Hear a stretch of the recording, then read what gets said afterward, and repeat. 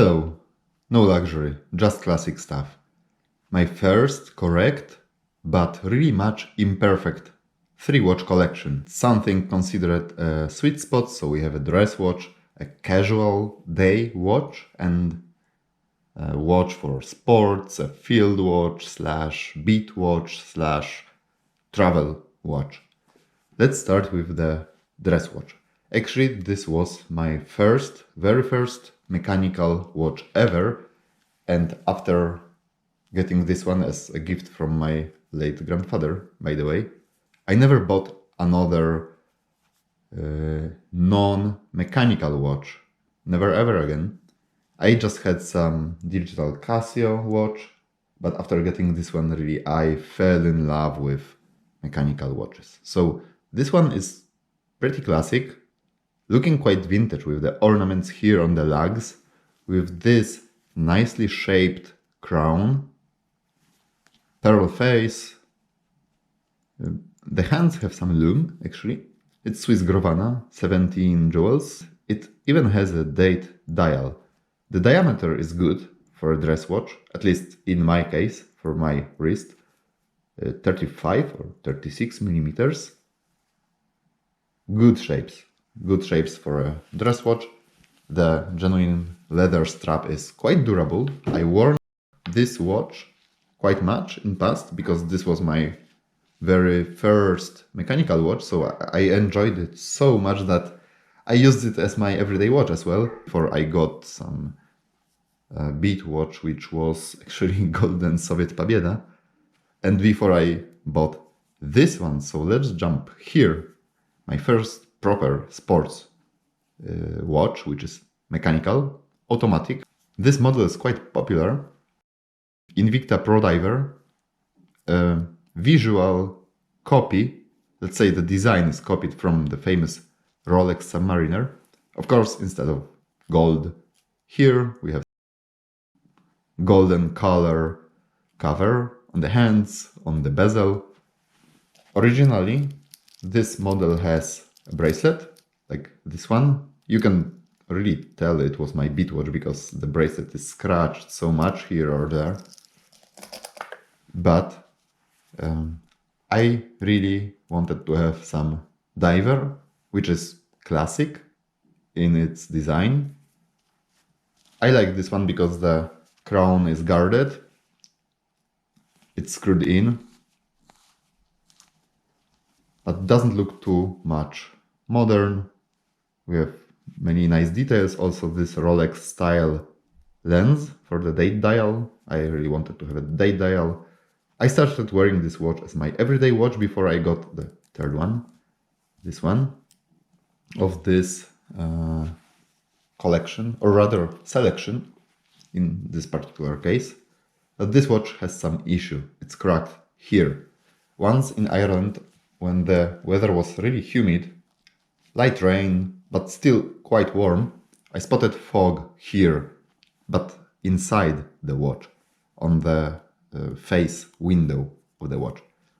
What happened? I guess 1 week before, when I dropped it accidentally on tiles in a gym cloakroom, it cracked, so it let some humidity in. It happened also because it was not worn on a bracelet anymore, but on this nylon strap. Why I chose a strap? Well, for traveling, to not make this watch looking too much shiny, and also to make it light for everyday use. So it's not a diver anymore, technically, even though by the design it's still a diver. Just this back plate needs a replacement. I was a big fan of this back window. Why? Because I was still quite a fresh mechanical watches enjoyer, so I like to see the mechanism. But well, now I have another diver, so I will give out or sell this one, most probably. So let's jump to my day-to-day watch, my casual watch, but still quite classic and vintage. For some people, this model, Orient Bambino, is a good dress watch. In my case, it's a little bit too big in its diameter.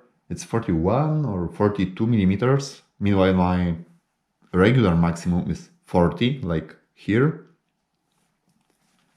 But it's still in working condition, just I had to replace the strap. Why? Because the original one is worn out too much. It was actually really bright, almost like this one. And it was rug out leather.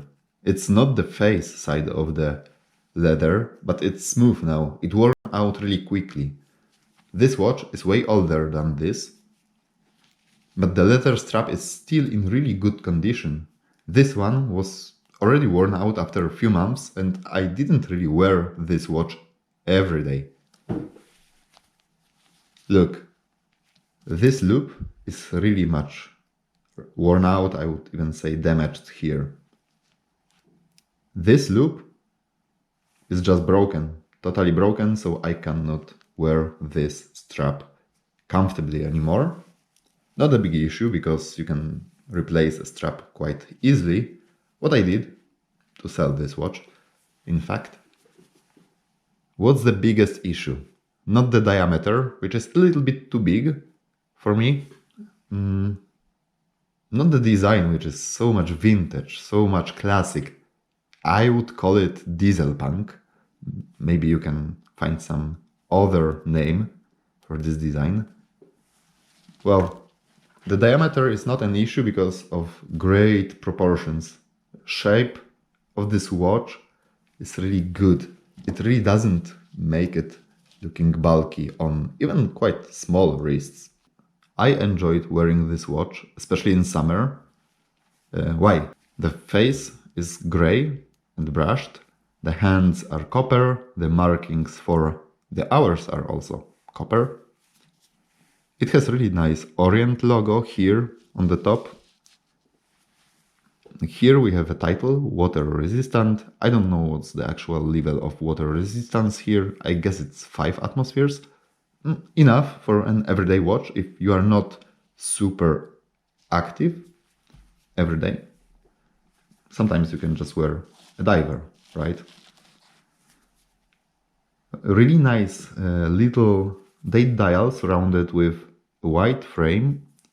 A date dial is quite useful for every day. We don't have a back window here, but still something really nice. This watch looks quite solid, by the way. Feels good, but when it's dark, a human eye would differentiate the general shapes, the brightness of objects, but not the color tonation. And here, just the color is the biggest visual difference between the hands and this brushed gray face of the watch, which means we really need to have good light to see what time is it. Here we have a red peak of the second hand, but it's a nice detail. It doesn't really help us every day.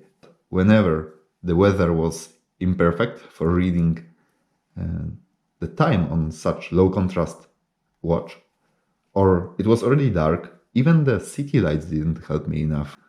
When you don't have a good external source of light, this watch is still a good accessory, but not a tool anymore.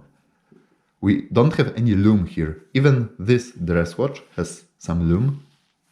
This one has quite significant lume. Unfortunately, it doesn't shine too long, but of course it's way cheaper than the Rolex. It is considered a budget diver watch, but well, I liked it so much. This one, good accessory, but becomes useless sometimes. So even just higher contrast will be helpful. Of course, it will impact the design.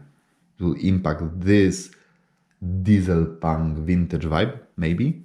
But there are some solutions how to design a watch to make it just more useful and comfortable. Well, these are my considerations. If you don't use your watch as a tool, I totally understand the hype on the internet, why this watch is liked so much, Just be mindful that if you want to use it in different conditions, you need some lume or at least high contrast between the face of the watch and the hands and also the markings around the face. This is it. This is why I replaced these two watches with something else. And also now you know why this one remains in my collection. Not only because of the sentiment, also because this model is really great as a dress watch. Maybe I will make some more videos about watches. Maybe I will show you more watches I currently use. Stay tuned, I hope you enjoyed, and let's see each other in the next video.